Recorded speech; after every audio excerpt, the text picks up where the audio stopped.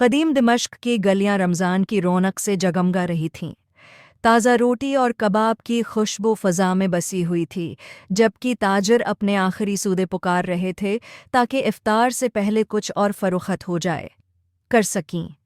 बाजार में एक अजीब सी गहमा गहमी थी। कहीं बच्चे खजूरें खरीदने के लिए बहस कर रहे थे, तो कहीं एक बूढ़ी औरत अपनी बच्ची के लिए चांदी की चूड़ियां पसंद कर रही थी। हर तरफ खुशी का समा था, मगर इन सब के दरमियान एक नज़र चपके से घूम रही थी। हसन, एक चालाक चोर, साया बनकर हरकत कर रहा था। सालों से वो अमीरों और बेखबर लोगों की जेबें काटकर जिंदा रहा था। हर रात इफ्तार से कबल, जब लोग भूख से बेहाल होते और बाजार में रश बढ़ जाता, हसन के हाथ सबसे ज़्यादा सरगर्म होते।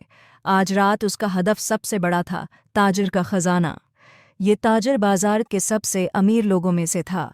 इसकी दुकान पर बेशकीमती सामान था और हर शाम वो अपनी कमाई गिनने के बाद बड़ी एहतियात से उसे एक चमड़े के थैले में रखता और अपने घर रवाना होता।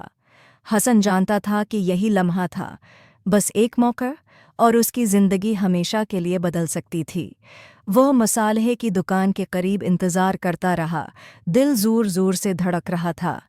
जैसे ही ताजिर अकबी कमरे में गया, हसन आगे बढ़ने ही वाला था कि अचानक एक कमज़ोर नाबीना बूढ़े ने उसका बाजू थाम लिया।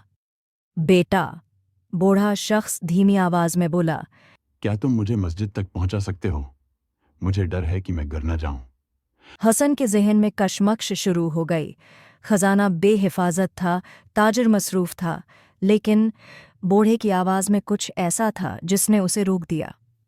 हचकचाते हुए उसने नाबीना शख्स को बाजार की भीड़ में से रास्ता दिखाया। जैसे ही वो मस्जिद के करीब पहुंचे, अजान की आवाज़ गूंजने लगी। इफ्तार का वक्त हो चुका था। मस्जिद के दरवाजे के करीब पहुंचकर बूढ़ा एक लम्हे के लिए रुका, फिर आहिस्ता से मुस्कुराया। मेरे पास इफ्तार के लिए कुछ नहीं है, बूढ़े ने अफसोस से कहा, लेकिन अल्लाह मेहरबान है। हसन ने बेदिली से जेब में हाथ डाला। वो सोने के सिक्के तलाश नहीं कर रहा था, बल्कि इस रोटी के लिए जो उसने कुछ देर पहले चराई थी। एक लम्हे के लिए वो रक्का, फिर बगैर कुछ कहे उसने वो रोटी बूढ़े के हाथ में रख दी। बेटा, तुमने मुझे सिर्फ रोटी नहीं दी, बल्कि अपने दिल का एक टुकड़ा भी दे दिया। हसन का दिल जोर से धड़का। क्यों ये छोटा सा अमल उसके किए गए बड़े जराइम से ज़्यादा असर रखता था? इसका जहन उलझ गया था। क्या ये मुमकिन था कि एक अच्छी नीयत इसकी पूरी ज़िंदगी बदल दे? वो अपने ख़यालात को साफ करने के लिए बाजार की तरफ भागा, लेकिन ताजिर का ख़जाना खाली हो चुका था। वो मौका गंवा चुका था। गुस्सा आया, मगर दिल में एक और एहसास भी था। अगली रात हसन बाजार में एक बार फिर भटक रहा था। इसका जहन तदब्ज़ब में था, क्या वो अपनी पुरानी जिंदगी की तरफ लौट जाए या कुछ नया आगाज करे। अचानक उसकी नज़र फिर उसी नाबीना बूढ़े पर पड़ी, जो एक स्टोन के करीब बैठा था, चेहरा किसी सोच में डूबा हुआ। हसन रक गया। बेटा, आज तुम फिर मुझे रास्ता दिखाओगे। हसन का दिल तेज धड़कने लगा। वो आगे बढ़ा और बूढ़े का हाथ थाम लिया। लेकिन जैसे ही वो मस्जिद के दरवाजे पर पहुंचे, बूढ़े ने एक जुमला कहा जिसने हसन की रूह को हिलाकर रख दिया।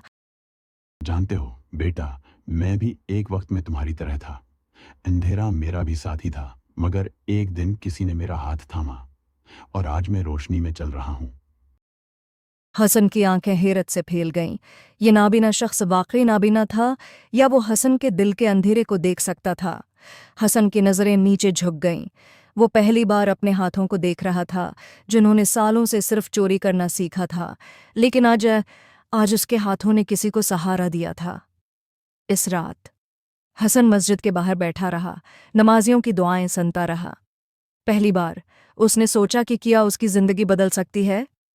अगली सुबह वो बाजार आया, लेकिन इस बार वो साए में नहीं छिपा। वो रोशनी में खड़ा हुआ, नाबीना बूढ़े के साथ खजूर बेचने में मदद करने लगा। जब शाम हुई तो बूढ़े ने मुस्कुराकर हसन की तरफ देखा। बेटा, जो शख्स दूसरों की मदद करता है, वो खुद भी अल्लाह की मदद हासिल करता है। इस दिन के बाद से हसन ने सबसे कीमती चीज़ चराई, एक दूसरा मौका।